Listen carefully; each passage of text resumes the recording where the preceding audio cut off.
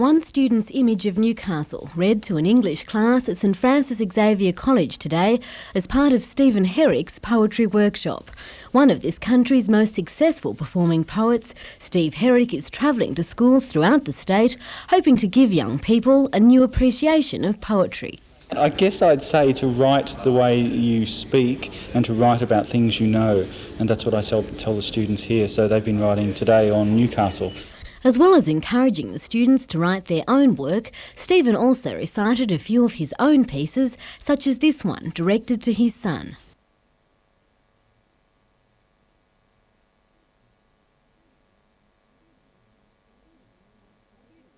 Students at St Xavier's are meanwhile faced with the task of producing a poem for a major English assignment, and no doubt they'll be taking a few tips from Stephen.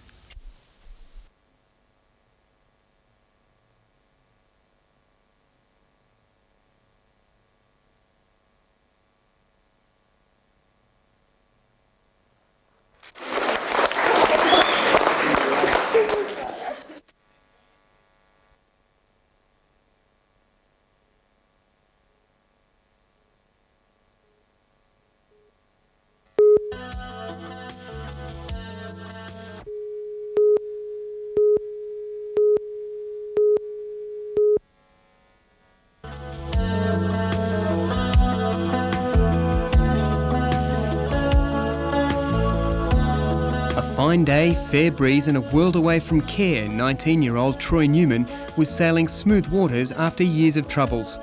With an indomitable spirit and several bouts of chemotherapy, Troy has enjoyed 4 years remission from cancer. The wind is right, you can sail away, find tranquility. You've been through a lot. How do you rate a day like this one? I'd have to give it a really high score. It's certainly excellent. Great.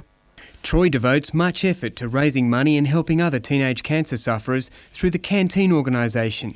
He was a welcome crewmate for a group of yachtsmen who've also taken on the cause, sailing non-stop around the lake to raise $20,000 for Canteen. And if someone at the age of 16 or 17 had have told you that you had cancer and that you could possibly die, how would that have changed your life? How does the boat feel when you're having a steer? I felt really good. It felt very sensitive and I'm a bit nervous when I first started, but Tony instructed me well and I think I did okay. The yacht completes its voyage on Saturday and donations are welcome. The crew has encountered some rough weather and lots of support along the way. Part of the philosophy of this trip, I suppose, is there's always a tomorrow. My word, always tomorrow. Very, very much so.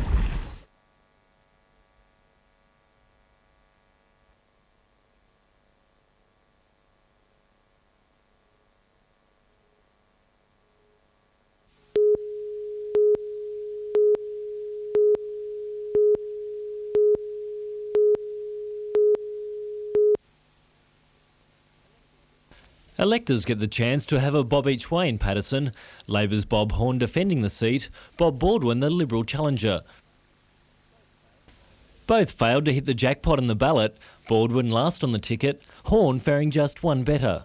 With just over a 3% swing needed for a change of power in Paterson, both the leading candidates were keen to shine the most favourable light on today's ballot. 4 out of 5, I think last time I was 7 out of 8, so maybe being second last is not a bad omen, eh? I feel absolutely fabulous. I am the underdog. Makes me even more determined to work hard to take this seat away from Labor.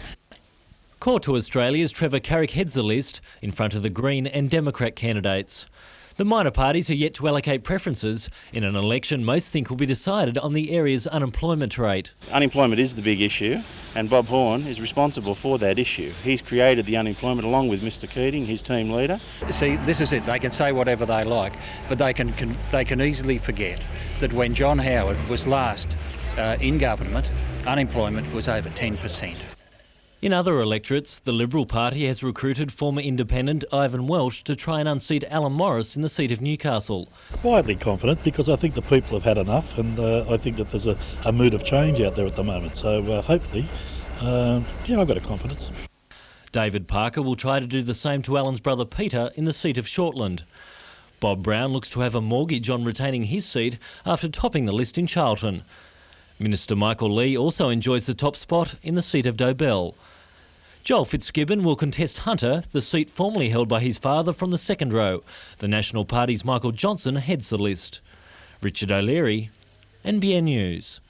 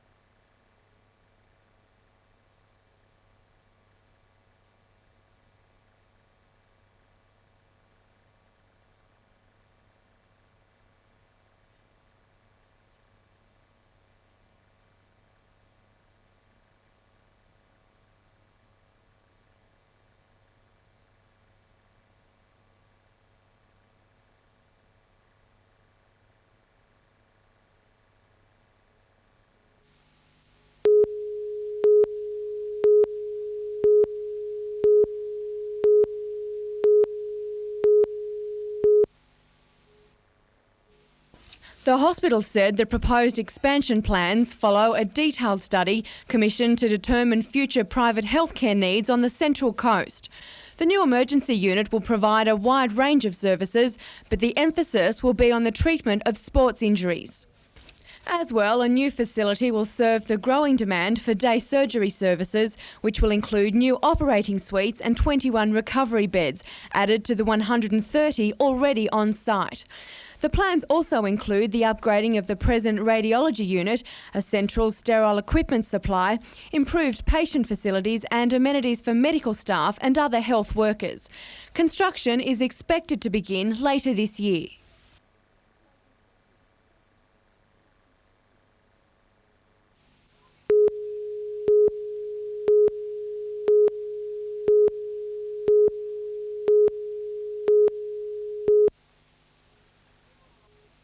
Carlaw was to undergo a knee reconstruction within 10 days following an injury during the World Sevens.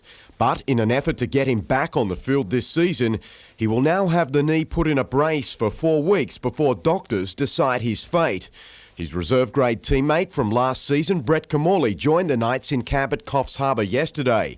Camorley will play against Illawarra this weekend, with Newcastle hoping Andrew Johns will be fit for the start of the premiership. I would think probably Andrew will be out for a week, so he's just settling his injury down. Paul Harrigan and Tony Butterfield will play against the Steelers. There are also injury concerns for the Mariners following their 2-point win over Canterbury in the Cook Islands. Stuart Collins and Neil Pinchinelli arrived back in Newcastle today for further treatment. But there's encouraging news for Mark Sargent, who continues to impress, running more like a centre to score this try in the Mariners' reserve-grade loss to Brisbane in Tamworth. Meantime, 7,500 saw Jason Taylor engineer North's 12-point win over the Roosters at Cessnock last night. Michael Buettner's 4-pointer was followed by Sydney City's only try for the first half, Michael Jorgensen showing good strength to finish in the corner. The Bears' victory was set up in the second quarter with Taylor and Greg Florimo combining firstly for Matt Toshak before the creative distributor sent David Fairley on his way. North Sydney toppling the Roosters 28-18.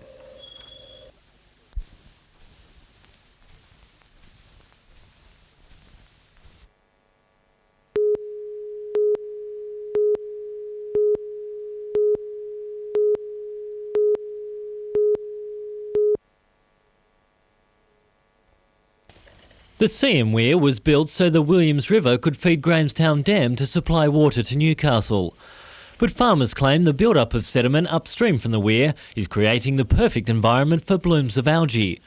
They met with Hunter Water and member for Patterson Bob Horn today to try and find a solution to the problem. What I'm saying is open the floodgates, allow the river to drain to its normal level. When the flow comes, then close the floodgates, allow Hunter Water to take their water to Grahamstown Weir. That would appear to be a fairly obvious solution at this stage, that to let a lot of the water flow so that all the nutrients, instead of building up behind the weir, can be flushed out. Hunter Water says extra flushing wouldn't necessarily fix the problem, which is created by excess phosphorus in the water. It just appears to be coming off the general catchment, so it could be just erosion in even undeveloped areas. And there is an issue potentially of phosphorus release from sediments in the weir pool, which we're currently investigating. A report into the Seam Weir will be released next week. But any recommendations won't be implemented until the Healthy Rivers Commission inquiry into the Williams is released in September. Meanwhile, farmers say the blooms aren't their only problem, with claims restrictions on irrigation around the weir could potentially cut their income in half. When we need to irrigate, we virtually can't, and when we don't need to irrigate, we can irrigate as much as we like. So that's a fairly major problem. Richard O'Leary, NBN News.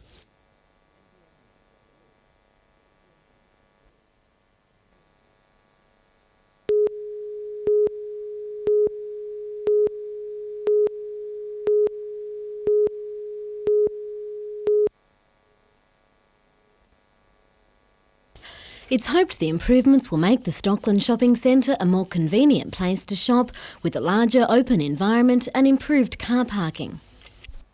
Extensive car parking as far as lighting goes, making it more desirable for people to park with extra signage, etc.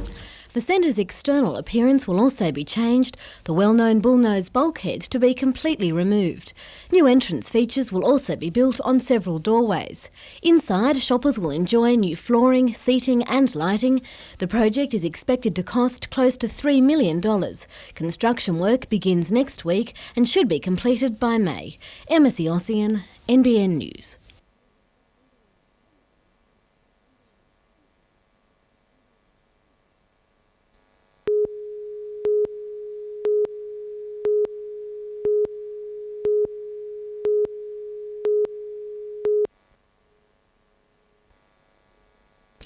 Lake Macquarie Council is hoping to take the idea to the ratepayers within the next 2 weeks with an extensive campaign of community consultation. The open space or recreation rate would be designed to bring an extra $3 million revenue to the council each year. This would fund the development of major recreational facilities in the area. We've still got about $24 million worth of open space to buy, and what we're wanting to do with this rate is to create a situation where we will have the cash through the rate to pay cash for those facilities in the future, or that open space in the future, which will free up loan funds to allow us to build recreational facilities around the city, which the public have been crying out for. Council's General Manager Robert Gray says the rate would mean an average increase of $50 a year, but the amount could range from as little as $25 to as much as $150 a year. The council plans advertising the idea over the next couple of months, hoping for plenty of feedback from the community.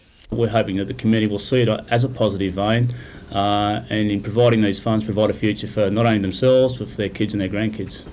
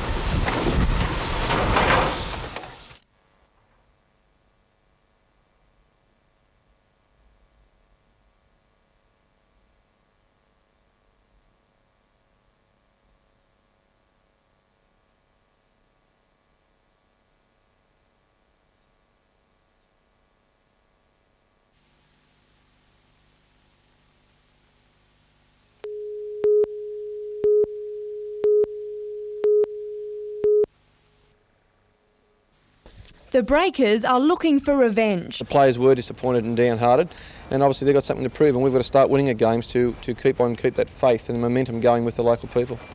They have youth in the side and will be looking to use it to advantage against Canberra, who are well known for their bulk more than their skill. The pre-game feeling in the Breakers camp is realistic but hopeful. Not an easy game, Amanda. They did beat us down to 3-2 in the first round. They're a very hard and big and physical side.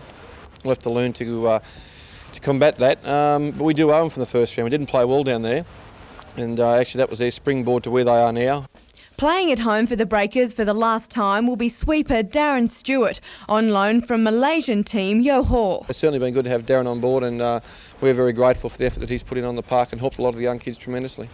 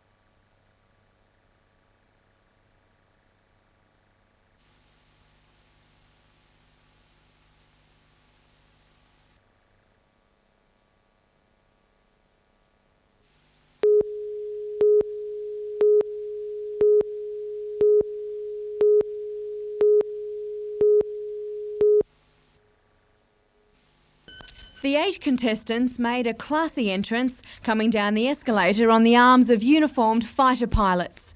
It was the culmination of a nervous week. The girls were put through an interview section on Tuesday to judge a range of attributes, including general and rural knowledge, personality, presentation and speech. Last-minute nerves were alive last night as curious late-night shoppers watched on when the announcement was made.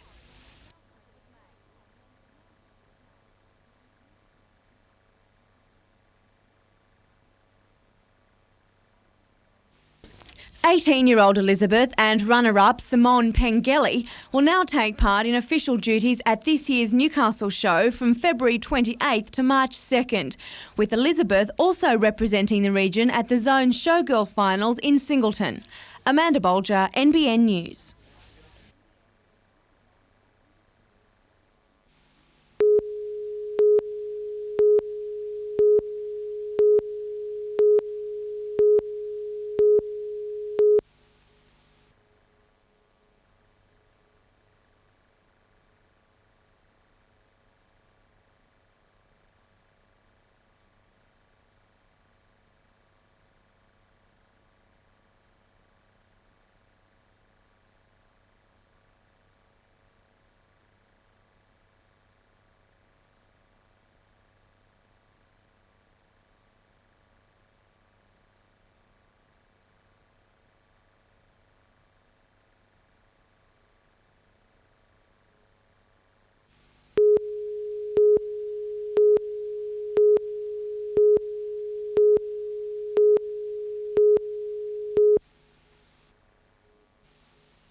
Titled My Face, My Place, the exhibition is a community arts project funded by the Liverpool City Council.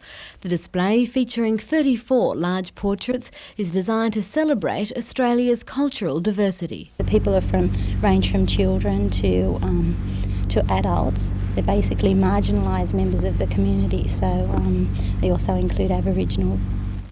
Focusing on each individual's identity, every photo includes a small comment about how that person feels.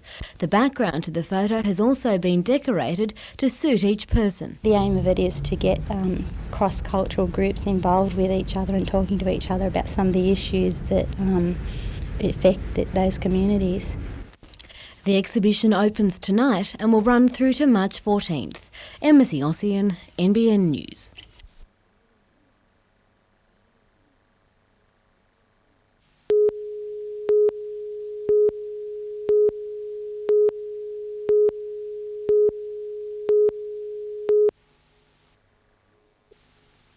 Community members and children from the Taro Public School were invited to today's opening by the member for Waratah, John Price, and the federal member for Hunter, Eric Fitzgibbon.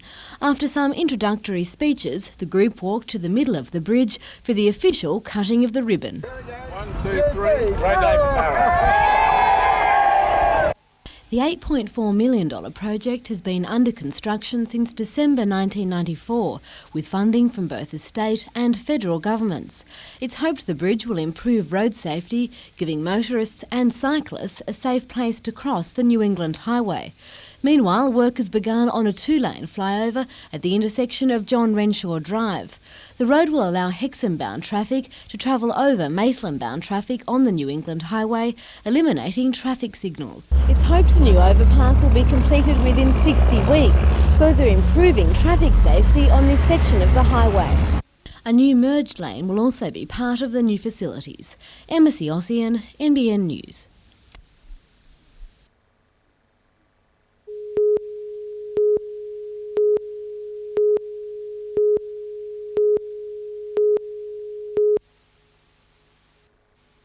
McMahon was the Knights' first coach and quit the club in controversial circumstances in 1991.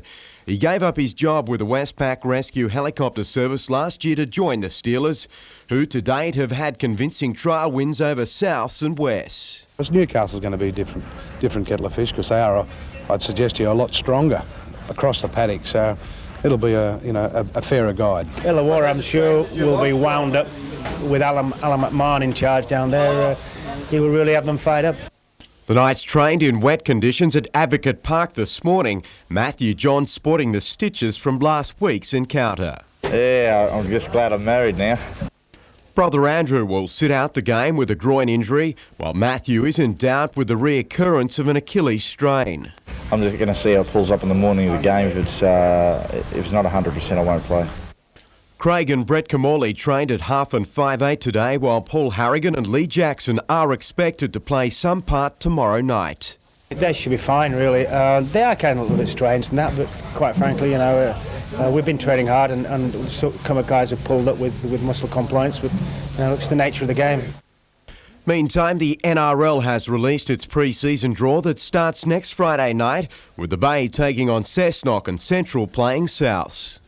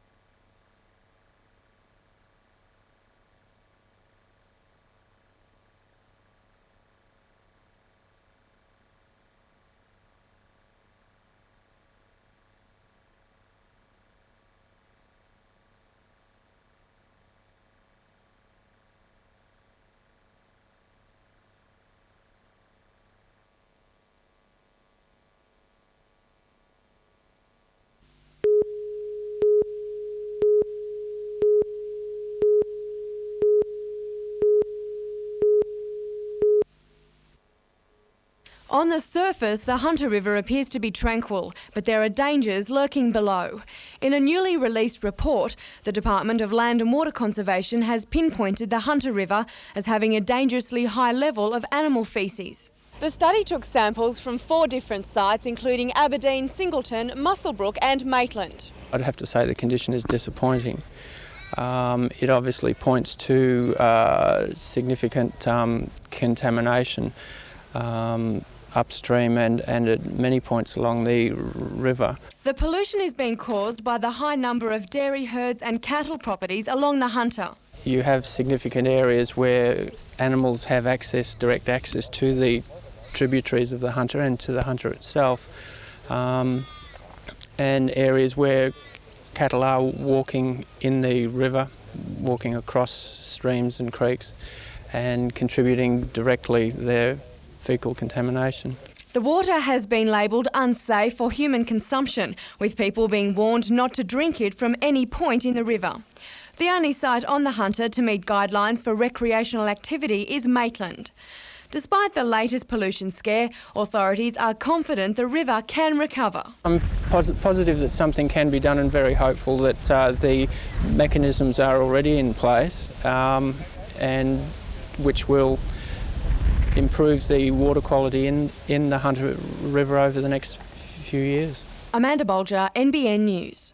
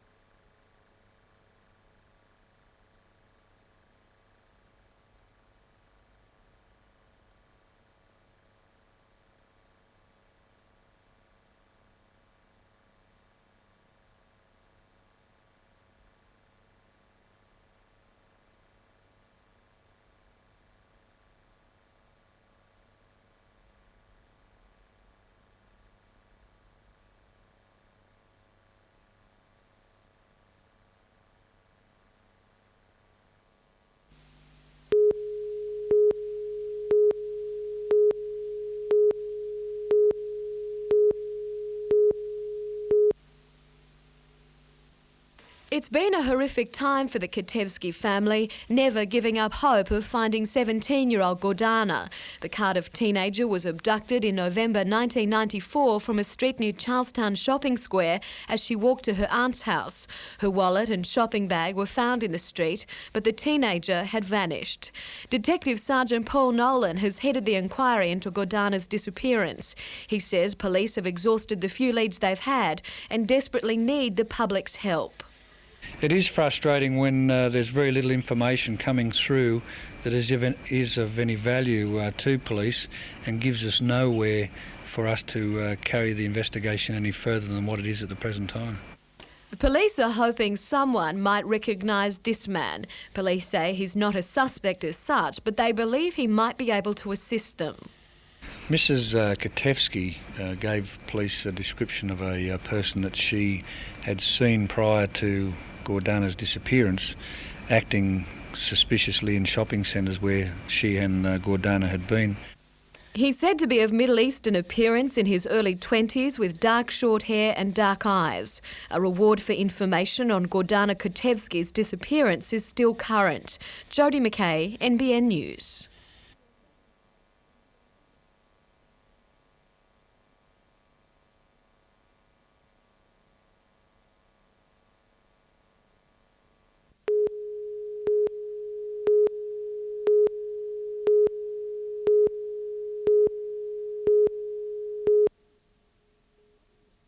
The problem of drug and alcohol abuse in the workplace is more widespread than is often realised. A recent study by the International Labour Office suggests that 1/5 of all workers suffer from an existing or potential drug-related problem. There's also the problem with people having too much to drink at lunchtime or drinking too much before they come to work, coming to work with hangovers. It's also, there is a percentage of people who are using drugs while they're at work, and this is causing them and those around them problems. The third National Conference on Alcohol and Drugs in the Workplace is being held in Sydney next month. It will look at new procedures for dealing with the problem, which often results in massive productivity losses. The cost to Newcastle, for example, was between $25 and $30 million each year through accidents, absenteeism and lost productivity.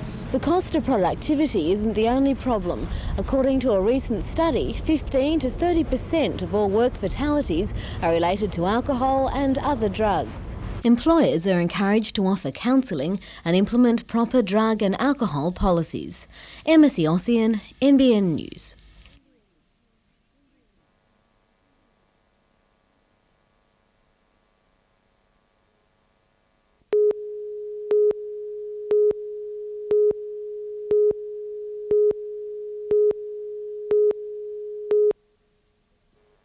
The men saw service at the turning point of the war in the Middle East at El Alamein in North Africa, and then took part in the invasion of Borneo to help push the Japanese back out of the Pacific.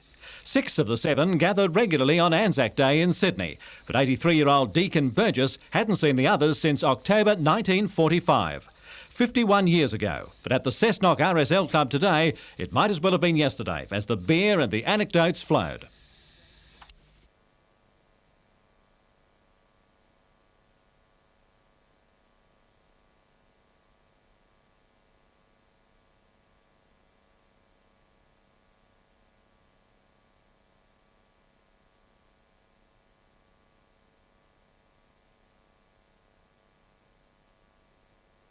Deacon recognised them all straight away, even after all that time, and also remembered another funny story of when Bluey set the improbable record of 135 yards in 7 seconds. He came down to visitors and someone never undone the booby trap, and it was a 7-second grenade, and he kicked the wire and he knew it, and when the grenade went off, he was 135 yards over in the Lamarden village.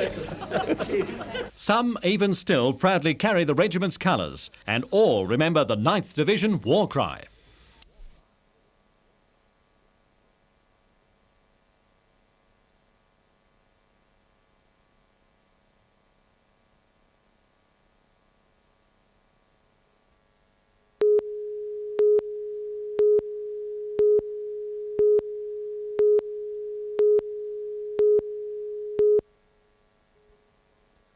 Across town at the Mariners Broadmeadow headquarters, there was no sign of the uncertainty that now surrounds the Super League club's immediate future.